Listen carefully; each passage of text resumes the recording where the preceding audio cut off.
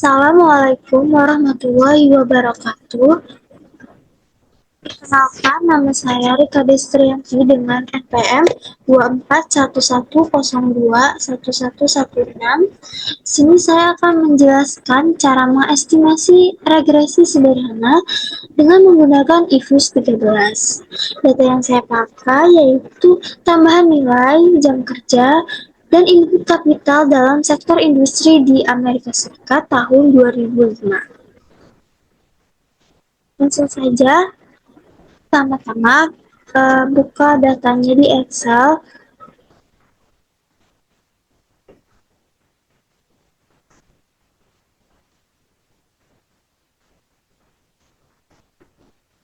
Lalu kita copy.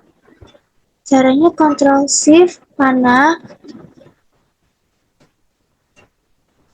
dan lalu Ctrl C. Lalu kita pergi ke aplikasi IFUS 13-nya.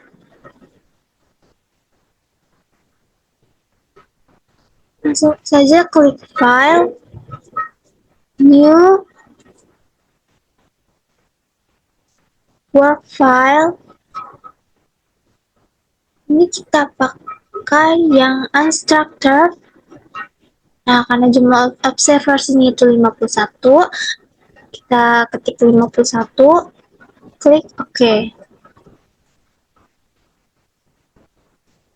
Nah, lalu klik Quick, Empty Group. Nah, ini jangan lupa scroll ke atas, mentak, ini juga ke kanan. Taruh di sini. Nah, data yang sudah kita copy tadi itu dipaste di sini, Ctrl V. Nah, langsung saja. Yang pertama itu saya akan mencari model liniernya. Caranya yaitu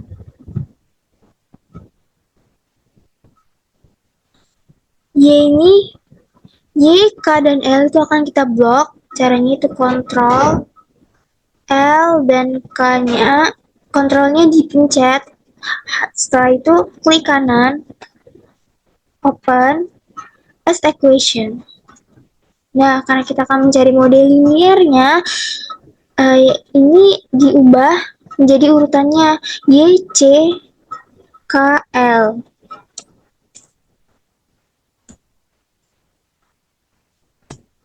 Nah, ini akan di sini metodenya memakai least square. Sampelnya 1 sampai 51, klik OK. Nah, ini kita akan menyimpan namanya.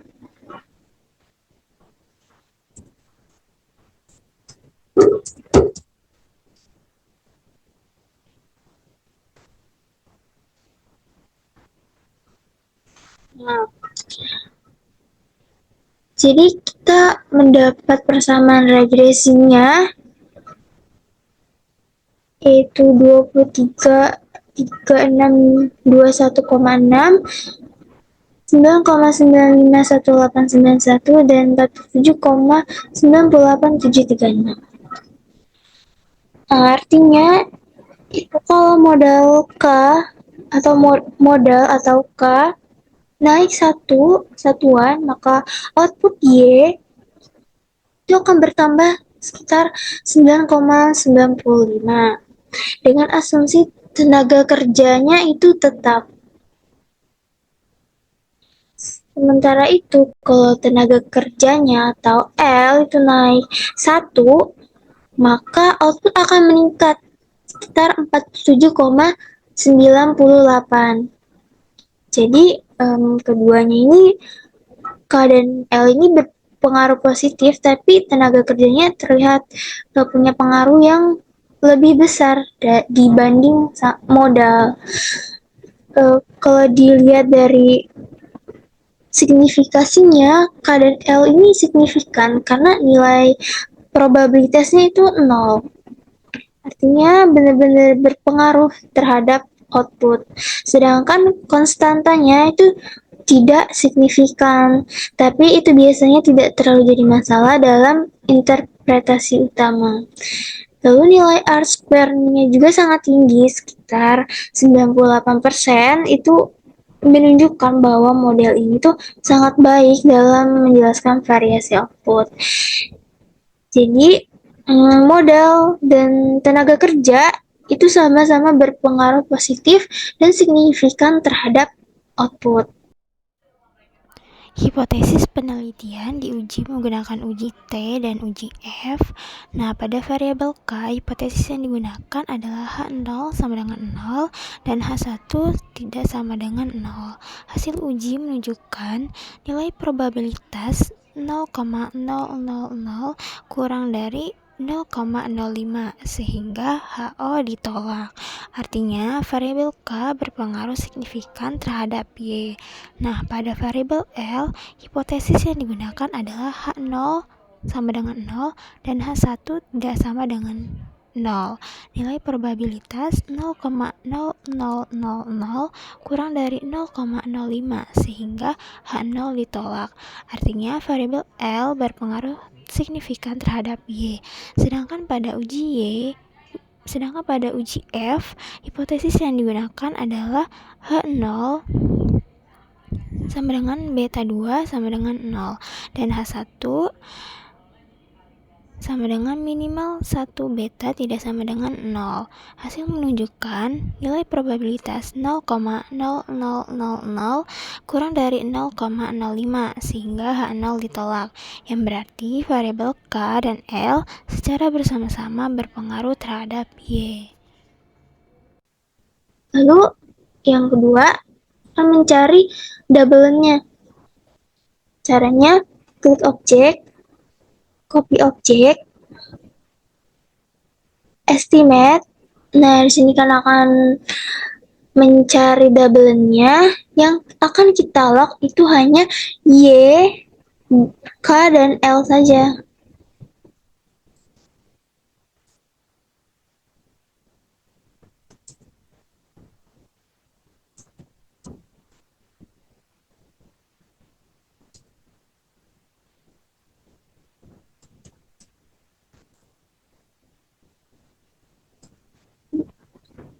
Ini masih sama, klik OK. Lalu kita akan simpan namanya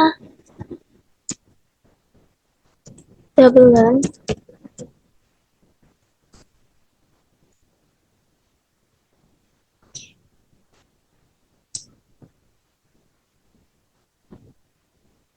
Nah, hasil regresi ini menggunakan model log, jadi cara bacanya itu lebih sederhana karena langsung menunjukkan persentase perubahan. Kalau model K itu naik 1%, maka output Y itu akan naik sekitar 0,52%. Sementara itu kalau tenaga kerja L itu naik 1%, output akan meningkat 0,46%. Artinya baik modal maupun tenaga kerja itu sama-sama punya pengaruh positif terhadap outputnya. Tapi pengaruhnya itu tidak terlalu besar karena kurang dari 1%. Jadi sifatnya tidak terlalu kuat atau inelastis. Nah, juga jumlah pengaruh modal dan tenaga kerja itu hampir sama dengan 1. Ini berarti kalau keduanya ditambah bersamaan, misalnya naik 1%, maka output juga akan naik 1%. Kondisi ini disebut dengan constant return to scale, yang artinya penambahan input menghasilkan peningkatan output yang sebanding. Nah, lalu juga hasilnya juga signifikan secara statistiknya. Jadi pengaruh modal dan tenaga kerja itu beneran nyata. Nilai R square juga sangat tinggi, sekitar 96%. Itu menunjukkan bahwa model ini tuh sudah sangat baik dalam menjelaskan perubahan outputnya. Lalu hipotesis variabel K atau uji T. Uji T digunakan untuk mengetahui pengaruh masing-masing variabel independen terhadap variabel dependen secara parsial. Nah, hipotesis yang digunakan dugaan yang pertama itu H0 sama dengan 0. K tidak berpengaruh terhadap Y. Dugaan kedua, H1 tidak sama dengan 0. K berpengaruh terhadap Y. Nah, dari hasil regresi menunjukkan T hitungnya yaitu 5,380274 dengan probabilitas 0. Karena probabilitas kurang dari 0,05, maka H0 ditolak dan H1 diterima. Lalu hipotesis variabel L, dugaan yang pertama H0 sama dengan 0, L tidak berpengaruh terhadap Y. H1. Dugaan yang kedua, H1 tidak sama dengan 0, L berpengaruh terhadap Y. Nah, hasil regresi menunjukkan T hitungnya yaitu 4,734170 dengan probabilitas 0,00. Karena probabilitas kurang dari 0,05, maka H0 ditolak dan H1 diterima. Dengan demikian, disimpulkan bahwa variabel L itu berpengaruh signifikan terhadap Y.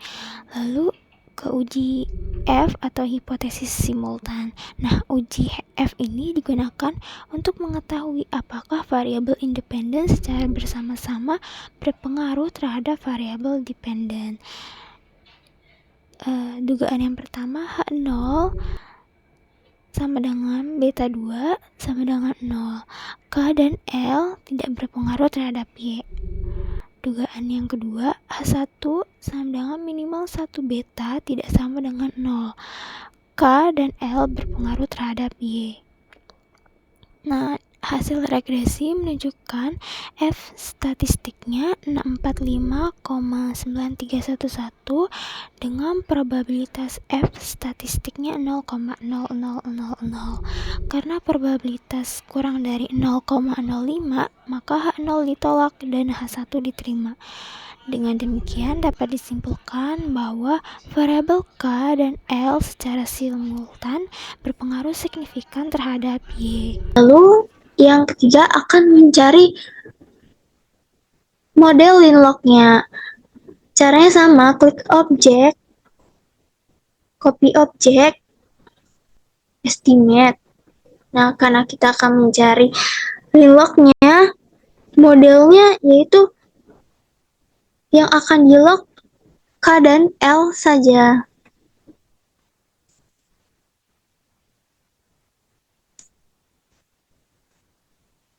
Klik OK. Ini namanya juga sama. Ini kan nyari Linlock.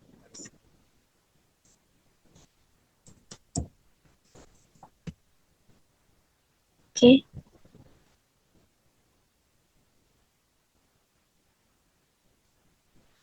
Dan ini koefisien dari log K-nya itu sebesar 12,182,433. Itu berarti jika modal K itu naik 1%, maka output Y itu akan meningkat sekitar 0,1218. Begitu juga dengan tenaga kerja L 13,010,799 menunjukkan bahwa jika tenaga kerja naik 1%, itu maka output akan bertambah sekitar 0,1301. Ya, ini kedua-duanya juga positif sama outputnya, artinya semakin besar modal dan tenaga kerja, maka output juga cenderung meningkat. Tapi kalau dilihat dari probabilitasnya, baik modal maupun tenaga kerja itu tidak signifikan secara statistik, karena nilainya di atas 0,05. Artinya secara data itu berpengaruh, keduanya belum cukup kuat untuk dianggap benar-benar berpengaruh secara meyakinkan. Selain itu nilai R-square juga 0,59 atau 59% itu menunjukkan bahwa model ini hanya mampu menjelaskan sekitar 59% variasi output, jadi masih ada faktor lainnya di luar model yang mempengaruhi output. Nah, lalu untuk pengujian hipotesis variabel K atau uji T-nya, nah uji T ini digunakan untuk mengetahui pengaruh masing-masing variabel independen terhadap variabel dependen secara parsial. Hipotesisnya, dugaan yang pertama, H0 sama dengan 0, artinya K tidak berpengaruh terhadap Y. Nah, dugaan kedua, H1 tidak sama dengan 0, K berpengaruh terhadap Y. Nah, dari hasil regresi menunjukkan T hitung sama dengan 1,145225 dengan probabilitas 0,2578. Nah, karena probabilitas lebih dari 0,05, maka H0 diterima dan H1 ditolak. Lalu untuk hipotesis variabel L, dugaan yang pertama H0 sama dengan 0, L tidak berpengaruh terhadap Y. H1 tidak sama dengan 0, L berpengaruh terhadap Y. Nah, dari hasil regresi menunjukkan T hitung sama dengan 1,197889 dengan probabilitas 0,2368. Karena probabilitasnya lebih dari 0,05, maka H0 diterima dan H1 ditolak. Lalu hipotesis simultannya atau uji F-nya digunakan untuk mengetahui apakah variabel independen secara bersama-sama berpengaruh terhadap variabel dependen. Dengan hipotesis dugaan yang pertama, H0 sama dengan beta 1 sama dengan beta 2 sama dengan 0. Artinya K dan L tidak berpengaruh terhadap Y. Dugaan yang kedua, H1 sama dengan minimal 1 beta tidak sama dengan 0. Hasil regresi menunjukkan F statistik 34,662330 dengan probabilitas 0,000. Karena probabilitas kurang dari 0,05, maka H0 ditolak dan H1 diterima. Dengan demikian dapat disimpulkan bahwa variabel K dan L secara simultan berpengaruh signifikan terhadap Y. Yang keempat, kita akan mencari locklin. Caranya sama, klik objek, copy objek.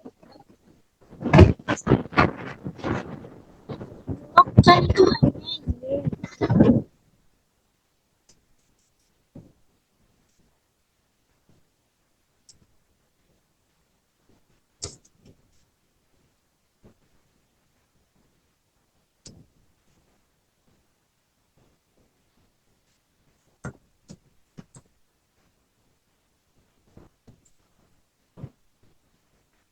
klik OK.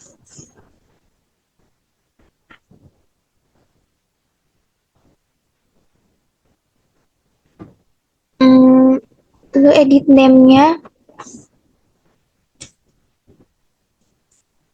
locklin.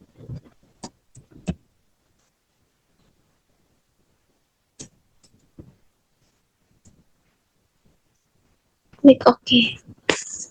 Nah, model locklin ini kebalikan dari linlock. Di sini, Y dalam bentuk lock, sedangkan variabel bebas, K dan L itu dalam bentuk biasa.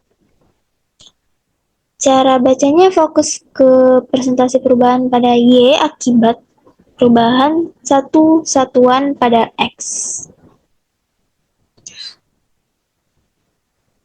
Jika modal K bertambah 1, maka output Y akan meningkat sekitar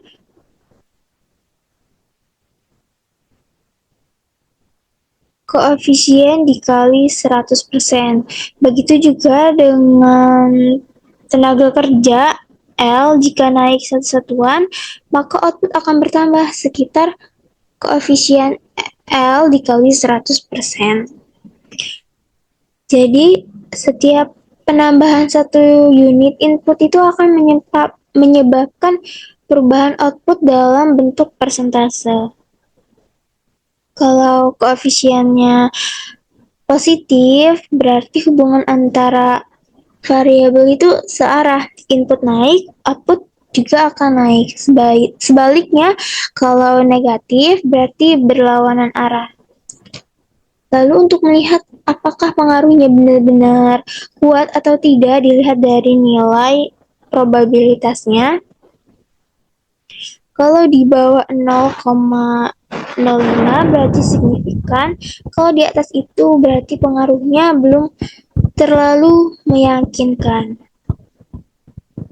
Jadi intinya model Locklin ini menunjukkan seberapa besar persentase perubahan output yang terjadi ketika modal atau tenaga kerja ditambah satu satuan. Dan dari situ bisa dilihat apakah berpengaruhnya positif serta signifikan atau tidak. Nah, hipotesis variabel K atau uji T-nya digunakan untuk mengetahui pengaruh masing-masing variabel independen terhadap variabel dependen secara parsial. Hipotesis yang pertama, dugaannya H0 sama dengan 0, K tidak berpengaruh terhadap Y. Dugaan yang kedua, H1 tidak sama dengan 0, K berpengaruh terhadap Y. Nah, hasil regresi menunjukkan T hitung 0,382868 dengan probabilitas 0,7036. Nah, karena probabilitasnya lebih dari 0,05, maka H0 diterima dan H1 ditolak.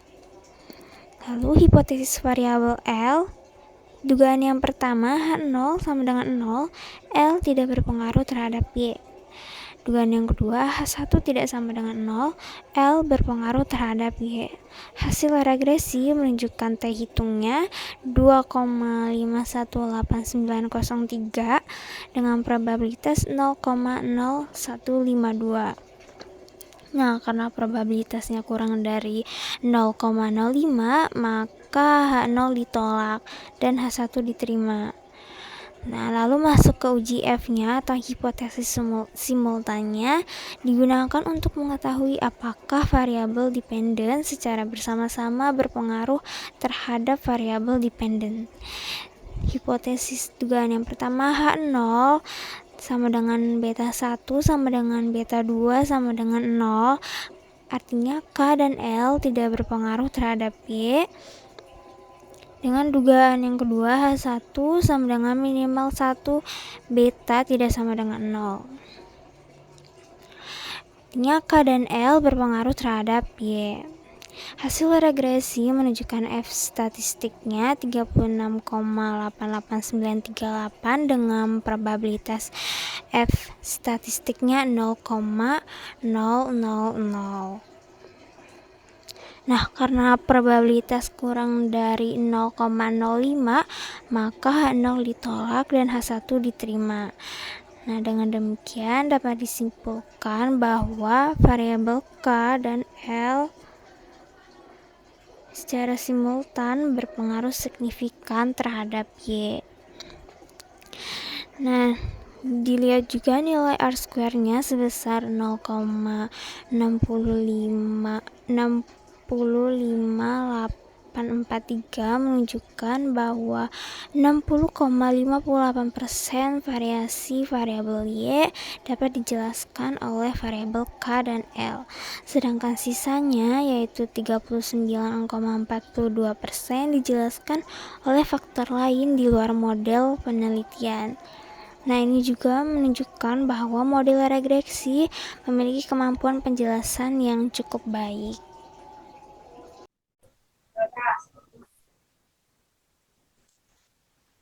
Nah, untuk selanjutnya, saya memakai data Woody. Data Woody ini saya ambil dari buku Student Moon di chapter 3.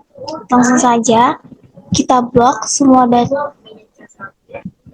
datanya, CTR, shift, panah bawah.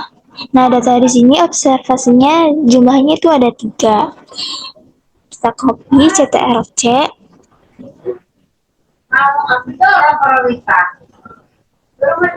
Nah, lalu kita langsung masuk ke aplikasi eViews-nya. Kita klik CTRLN untuk membuat file baru. Nah, ini pilih yang unstructured. Observasinya itu ada 33. Klik OK. Lalu klik quick empty group. Nah, data yang sudah kita copy tadi itu kita pastekan di sini. Jangan lupa ininya sampai mentok ke atas dan ininya juga mentok ke kanan. Soalnya kita taruh di sini CTRL V. Lalu kita buat name-nya. Di sini saya akan kasih nama grup Budi. Klik OK.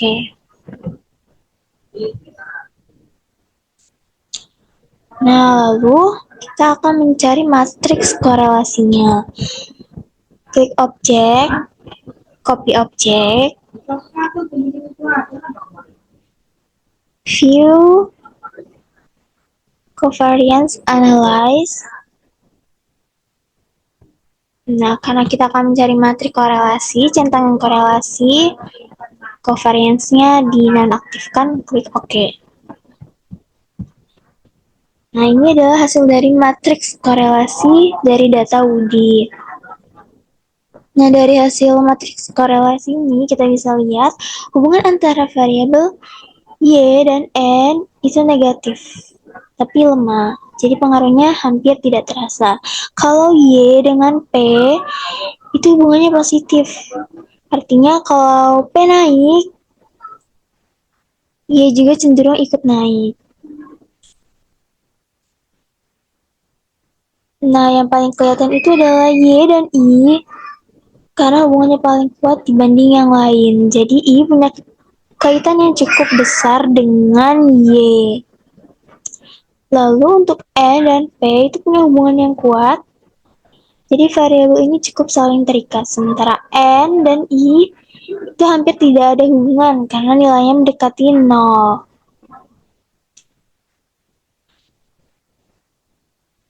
Dan P dengan I itu ada hubungan positif tapi masih tergolong lemah. Nah, lalu kita akan mencari hasil estimasi bersama regresinya. Kita blok YN dan YNPI.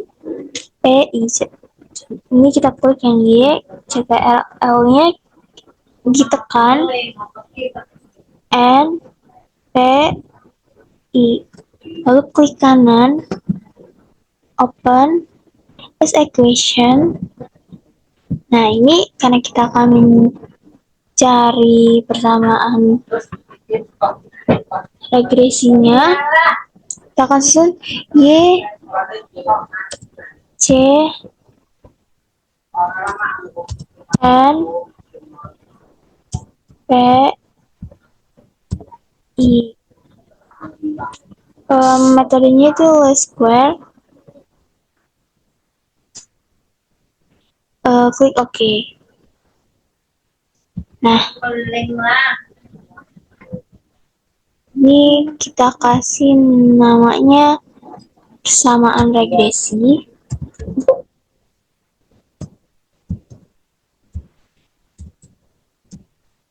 Klik OK. Nah, dari hasil regresi ini kita dapat persamaan Y sama dengan 102, 192,4 min 9074,674 N plus 0,354668 P plus 1,287923.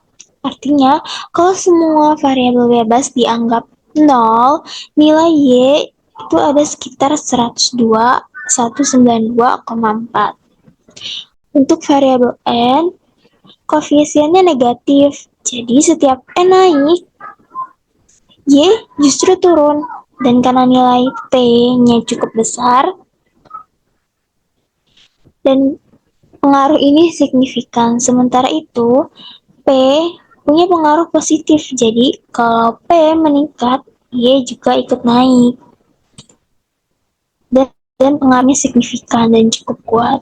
Untuk I, pengaruhnya juga positif, artinya semakin besar I, Y akan meningkat. Walaupun begitu, dibanding variabel, pengaruh I itu relatif lebih kecil. Kalau dilihat dari R square-nya sebesar 0,578653, itu perubahan Y bisa dijelaskan oleh ketiga variabel ini. Sisanya dipengaruhi faktor lain di luar model. Nah, untuk uji hipotesis parsial T variabel N terhadap Y, H0 itu sama dengan 0. Variabel N tidak berpengaruh terhadap Y. Tujuan kedua, H1 tidak sama dengan 0. Variabel N berpengaruh terhadap Y. Nilai T statistiknya 7,983891.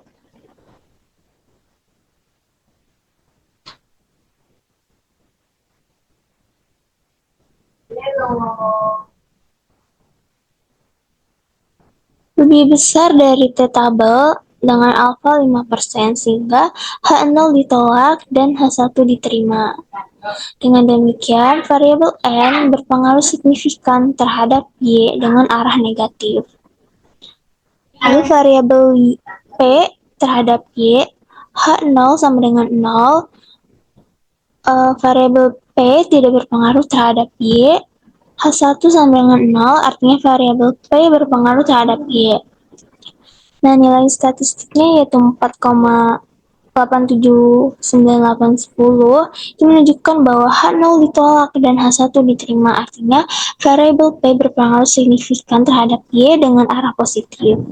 Lalu variabel I terhadap Y, H0 sama dengan 0, artinya variabel I tidak berpengaruh terhadap Y. Dugaan kedua, H1 tidak sama dengan 0, variabel I berpengaruh terhadap Y. Nilai T statistik sebesar 2,370584.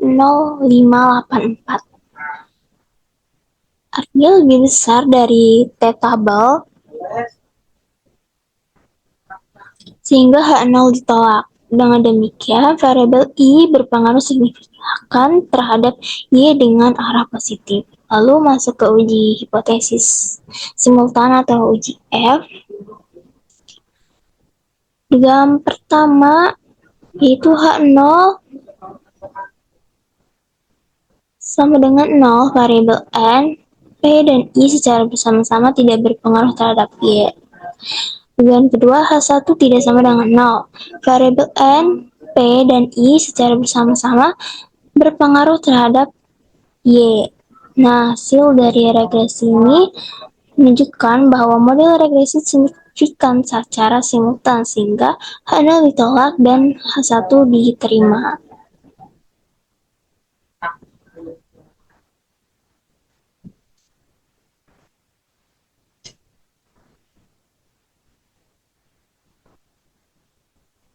Nah, lalu kita akan mencari hasil residual estimasinya.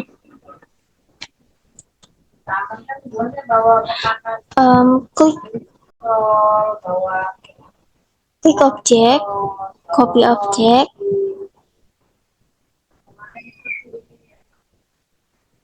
lalu klik view, lalu klik actual fit residual, dan lalu klik lagi actual fit residual table. Nah, sini kelihatan dari hasil residual plotnya. Nah, kalau dilihat dari hasil residual ini, sebenarnya kita lagi ngecek seberapa jauh hasil prediksi model dibandingkan data aslinya. Pertama, nilai residual ini ada yang positif dan negatif. Itu artinya model kadang sedikit lebih tinggi, kadang sedikit lebih rendah dari nilai sebenarnya, dan itu normal. Dari grafiknya, titik-titik nyebar di sekitar garis 0. Nah, ini bagus karena artinya model kita tidak punya kesalahan yang struktur. Tapi memang ada beberapa titik yang cukup jauh dari garis 0 Jadi bisa jadi itu data yang tidak agak menyimpang. Nah, secara keseluruhan model ini sudah cukup baik karena errornya menyebar secara acak. Jadi bisa dibilang modelnya cukup layak digunakan walaupun kalau mau lebih yakin tetapi bisa diuji lagi dengan uji asumsi klasik lain. Hasil baik, itu saja hasil presentasi dari saya. Saya tutup. Wassalamualaikum warahmatullahi wabarakatuh.